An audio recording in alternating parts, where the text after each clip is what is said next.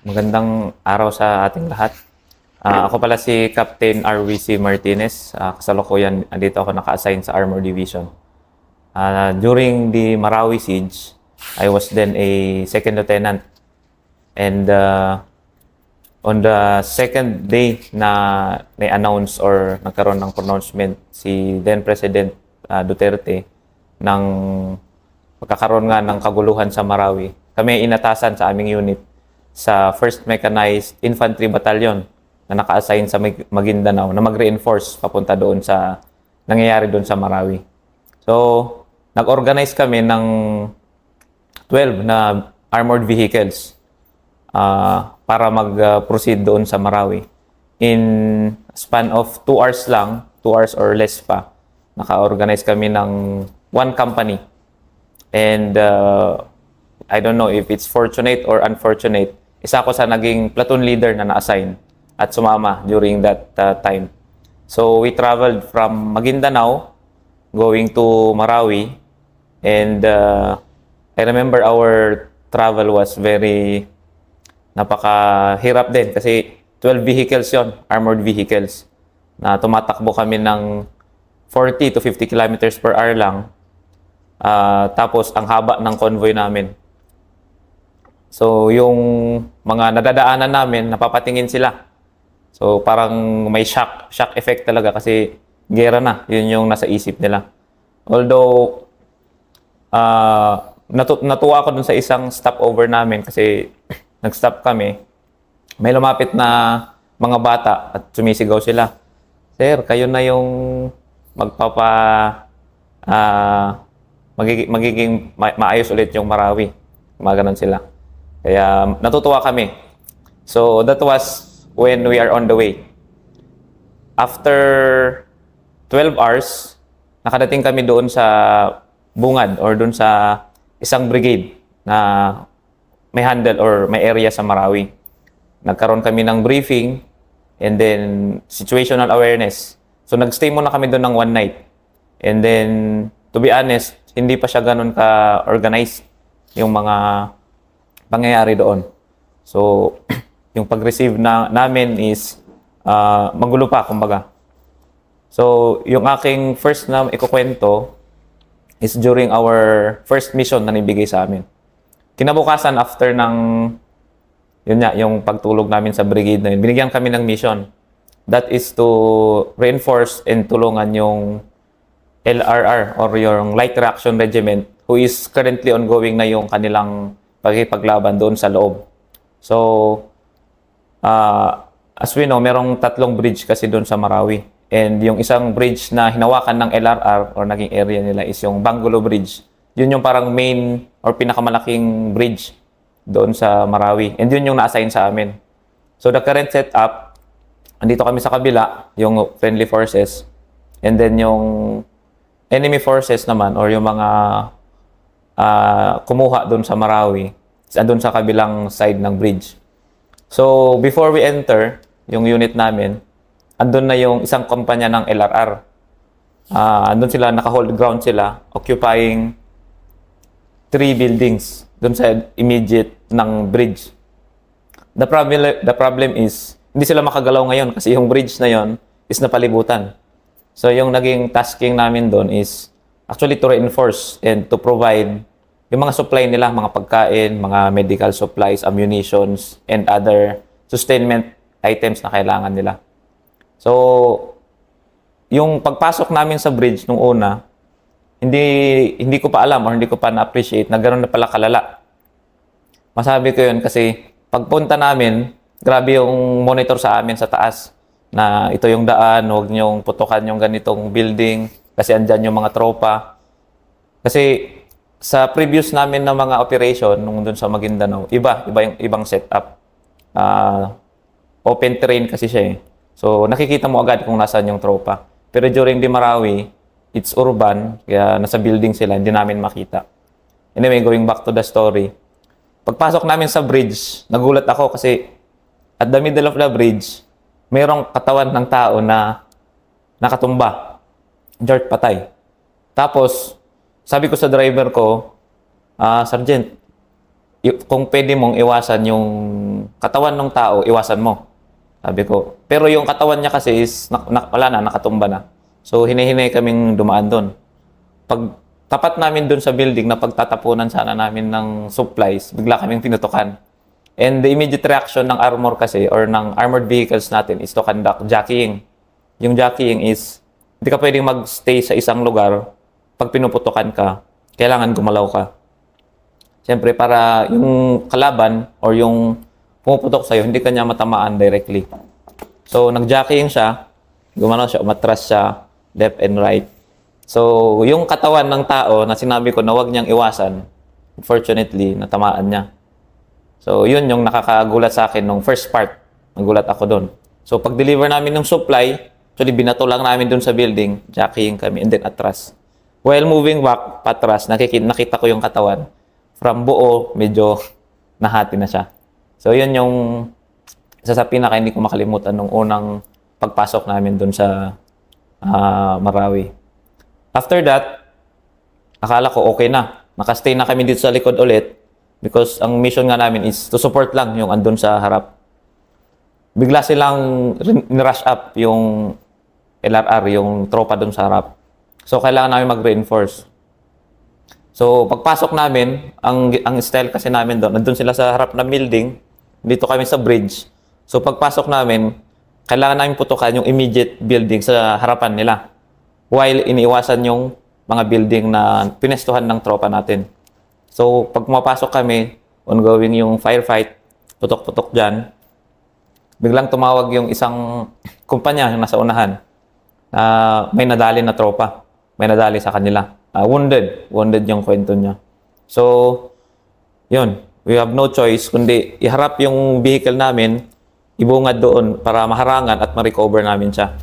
So, pagpasok namin, with all the fires na nanggagaling sa kalaban, nare-receive namin.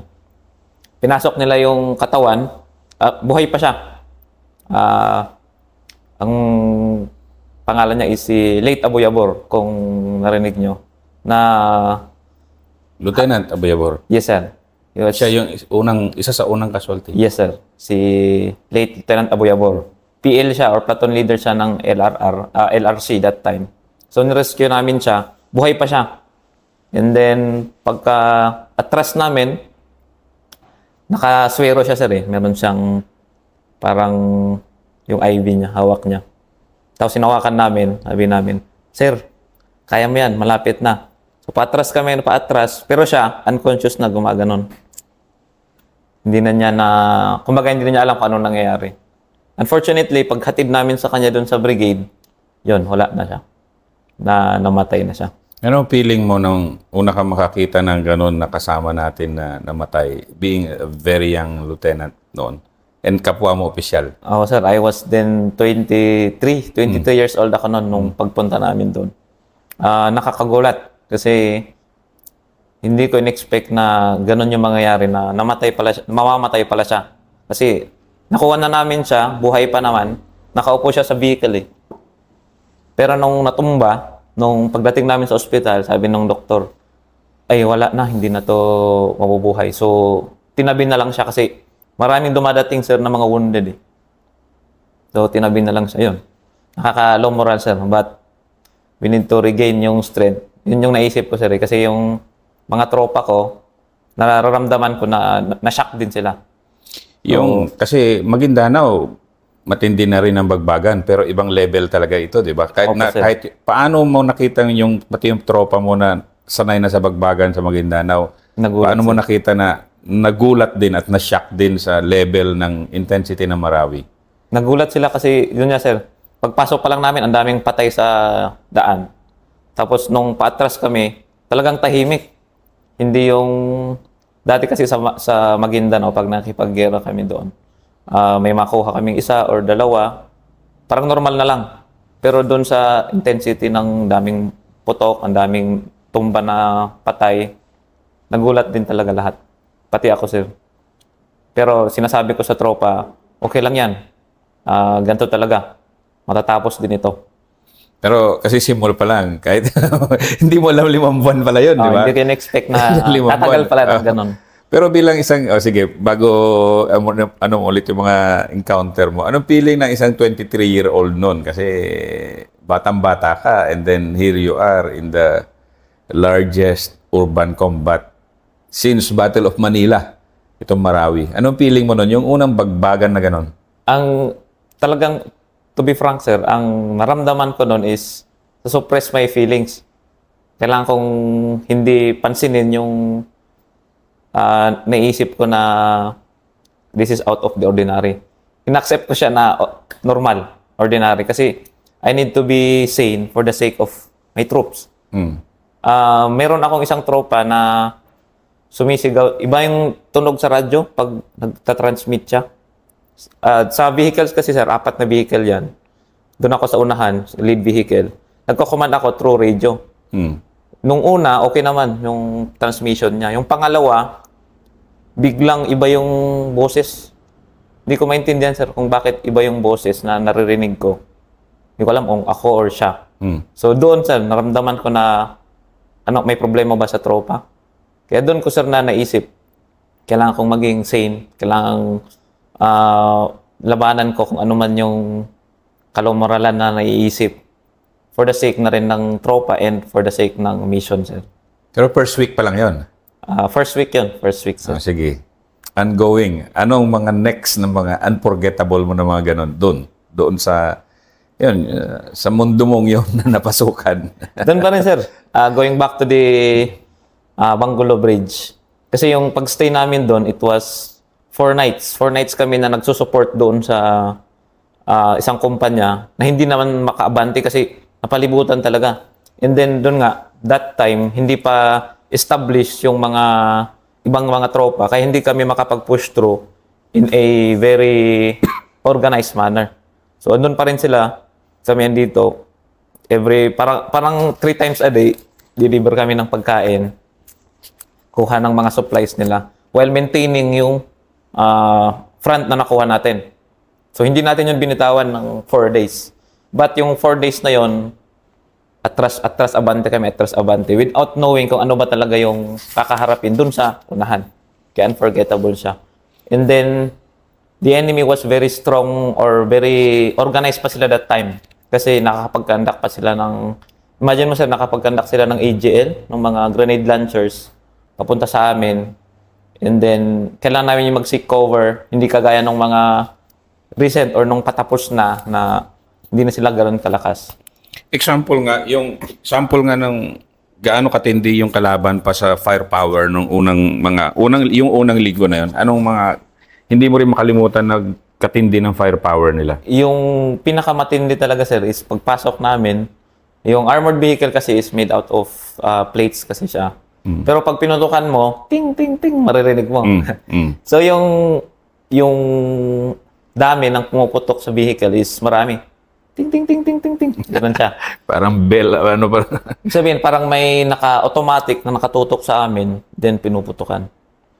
So, ang very fortunate lang kami noon kasi may kasama kaming LRR doon sa unahan. So, hindi kami malapitan ng RPG. Kasi nasa LRR na sa kabilang side, nandito kayo sa side ng Bangulo Bridge, di ba? Oo, sir. So, ibig sabihin, if wala kayo, walang armor at that time, ano nangyari sa LRR? Most likely, yung LRR is either umatras or baka nawalop sila dun. Kasi wala nagsusupport sa kanila eh. Yung mortars natin is hanggang dun lang sa buildings pero hindi accurate sir na to the point na matatamaan yung kalaban. Tapos, yung building kasi sir, hindi naman siya very covered. Meron siyang mga bintana and doon tinatapon yung mga granada. So every time na may lumapit sa kanila, lumalapit din kami sir para isuppress yung tabuyin yung mga kalaban na lumalapit sa kanila. Ano nga, definition of terms nga tayo, yung mga kunyari support by fire, ano yung mga basic missions ng armor at that time. At that time, yung first, aside from supplies, pag-deliver ng bala, ano yung mga basic na ginagawa nyo at that time, yung binention mo nga? Ayun sir, yung support by fire tsaka attack by fire na binibigay sa amin. Yung support by fire is while nagmamaneuver yung mga tropa, yung LRR, kasi ang mission talaga nila is to further occupy yung mga buildings in the immediate. Ngayon kami, nagpo-provide kami ng support by fire sa kanila while they are moving. And also, conduct attack by fire pag may ibibigay sila na target. Halimbawa, hindi kami makaabante kasi may building dito na nagsusuppress sa amin. Maga dito nanggagaling yung putok. So, magkakandak kami ng attack by fire. Lalapitan namin at a certain safe distance and then puputokan namin hanggang matigil or umalis yung mga kalaban na andoon sa bahay na yon or building. So, at that time, after ilang weeks, masabi mong medyo, naka-adjust na ako sa level ng putukan dito? After 2 weeks, naka-adjust na rin kami nun. Yung first week lang talaga yung grabe kasi wala kaming ligo. Hindi kami naliligo ng 2 weeks. 2 weeks kasi walang water supply na maayos. Tapos ang pagkain lang namin is yung mga sardinas. Hindi pa maayos yung supply chain natin. Tapos yung mga bala namin is mabilis maubos kasi ang amo lang na dala namin is yung basic load lang, which is 1,000 rounds. Kaso lang, during the first day pa lang, more than 200 na ning naubos namin. So, pero after second week, medyo established na, sir. Kaya medyo okay na. Okay. Ito na yung magiging buhay namin for the following 5 months pala. So, after 2 weeks, medyo okay. Naka-adjust na yung mga Maguindanao Mounted Warriors sa Marawi. Anong next most difficult mission nyo after that? The next is to retrieve yung Grand Mosque. So, I'm sorry sa mga Muslim na viewers natin. Alam naman ng lahat, during the Marawi siege, yung mga terrorist is nag-occupy dun sa mga mosque. They use it as safe haven. And then, one of the biggest na parang naging headquarters nila is yung Grand Mosque. Grand Mosque is napakalaki niya. And then, yung location niya is very strategic kasi high ground siya mataas siya. With the towers pa na, hindi ako nagkakamali, 3 or 4 na matataas na pwedeng maging sniper positions. Ngayon, yung pagkuha dun sa Grand Mosque is not as yung paglapit mo lang at pagpunta sa building. Hindi ganoon. We use different approach. Meron dito sa taas, sa gitna, sa baba. Parang yung pagkuha namin doon is tatlong butas, tatlong tusok kumbaga. 1, 2, 3. And then, hindi siya ganoon, hindi isang punta lang. Kasi sa kalsada, sa building kasi, at the Grand Mosque, merong malaking kalsada. So yung kalsada na yun yung nagiging no man's land, na bawal ka talagang magstay doon. Kasi anytime, pwede kang maputukan pag nagstay ka doon sa kalsada na yun. So, building, kalsada, tapos si Grand Mosque. We created 3 approaches. Yun yung magiging approach namin. And then, nung pagpasok namin is hindi basta-basta na takbo lang na ganun. Kasi may nakaumang na mga butas nakatutok sa lahat ng approach namin.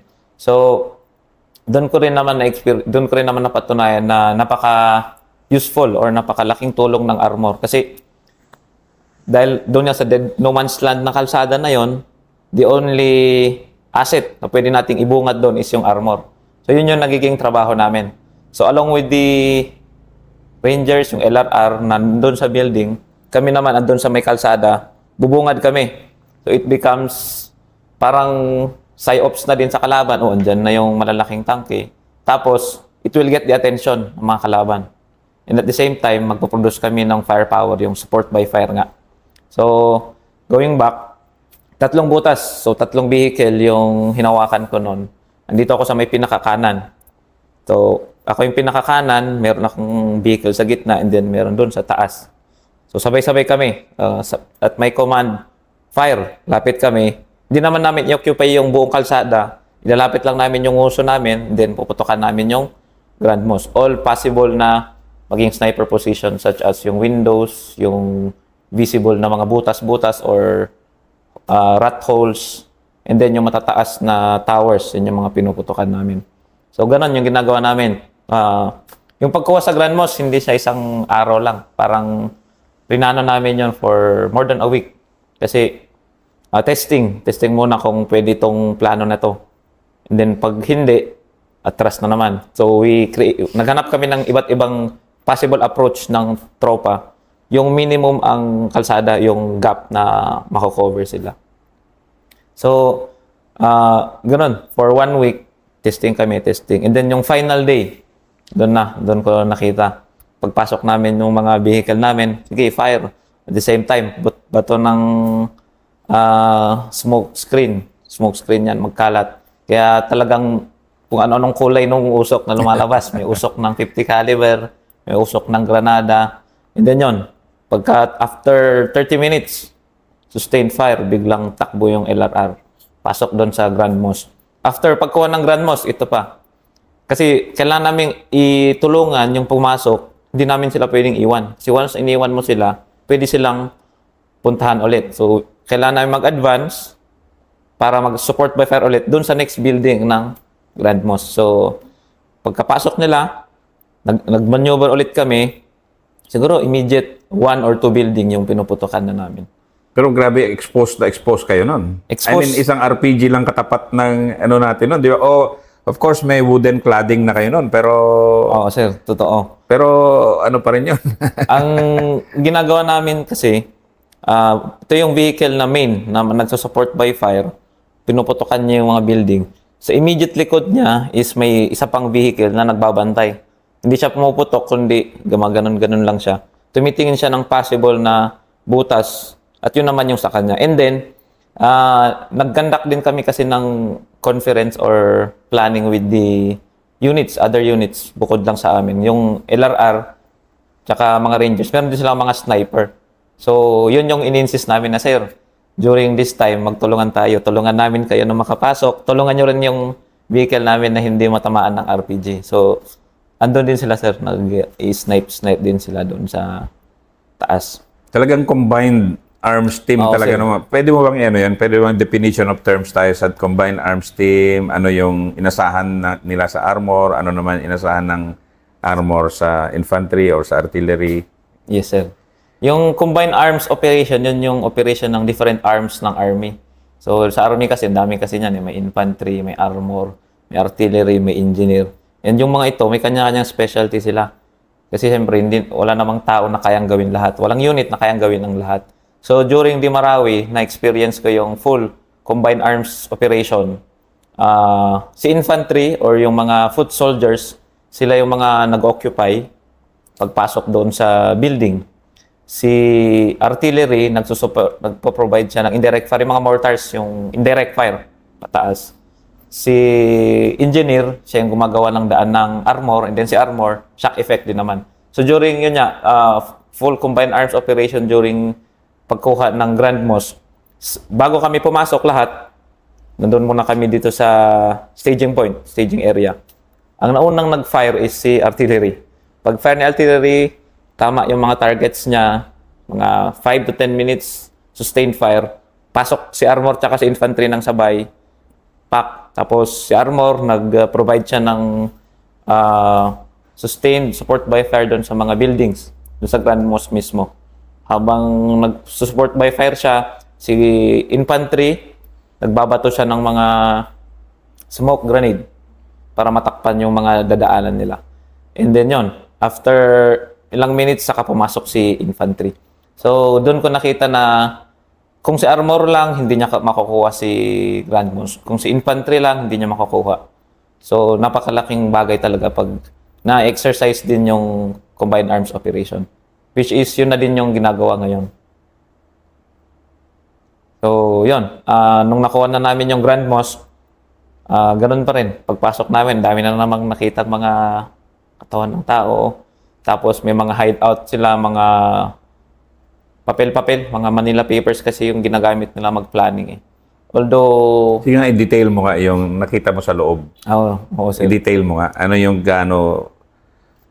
At least ma-appreciate ng kababayan natin kung ano talaga yung how the terrorists planned this whole thing and executed it. Nung nakuha yung Grand Mosque, medyo nag-settle na. Pero nandun pa rin yung mga vehicles namin. And then, pumasok yung mga infantry, yung LRR, yung Ranger. Then sabi ko, pasok din ako. Tignan ko din.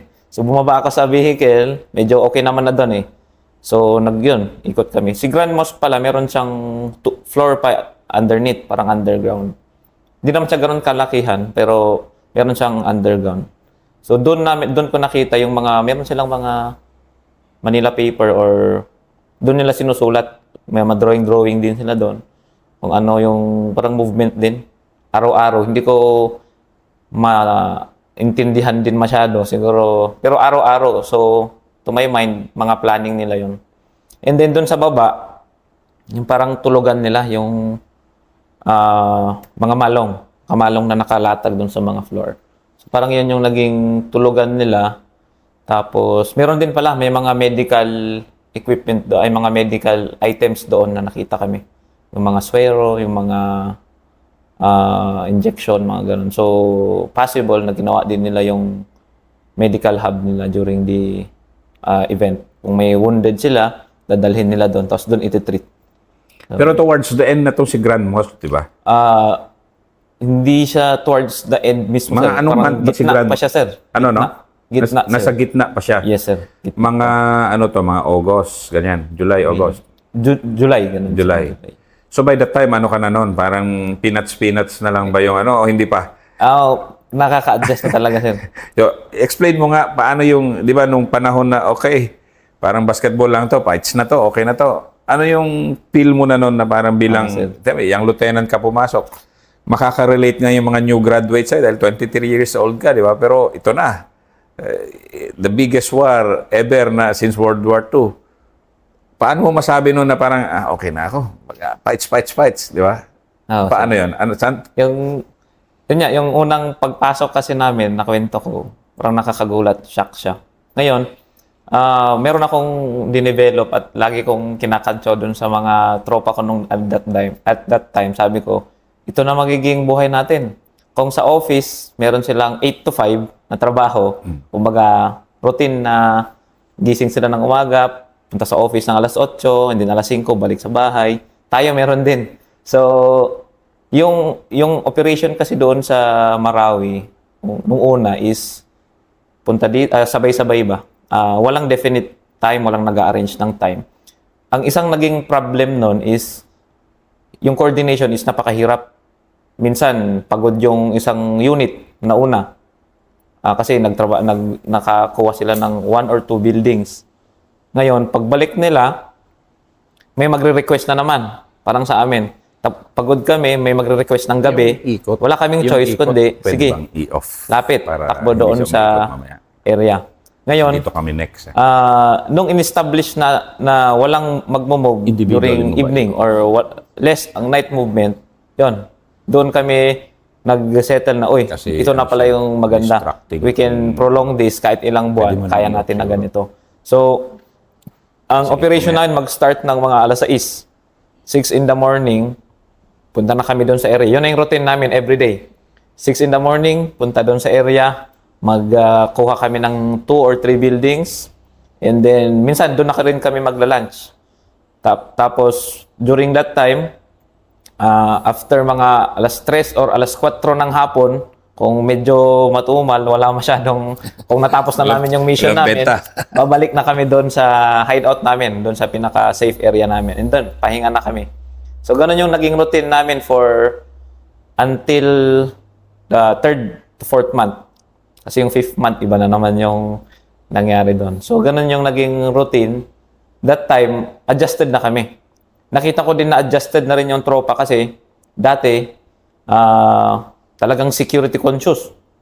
Security conscious na to the point na kaunti yung natutulog talaga. Gising kami lahat during nung first weeks.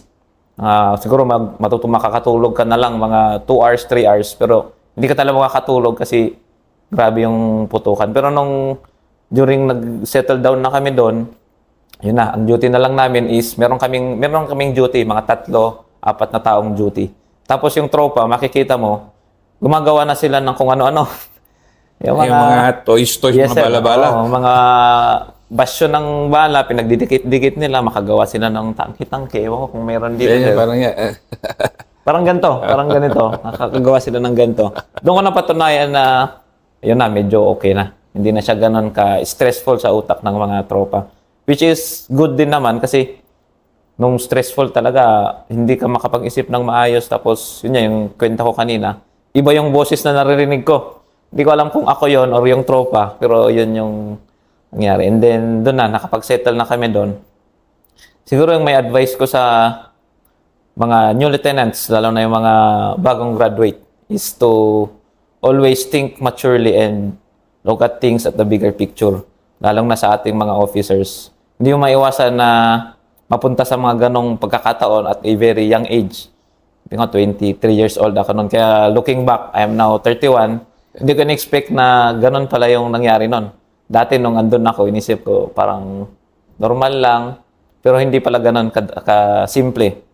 But then again, as officers, kailangan nating to be the person above. Kasi kailangan nating isipin yung mga tropa natin. Pag nag-malfunction tayo, malfunction din sila.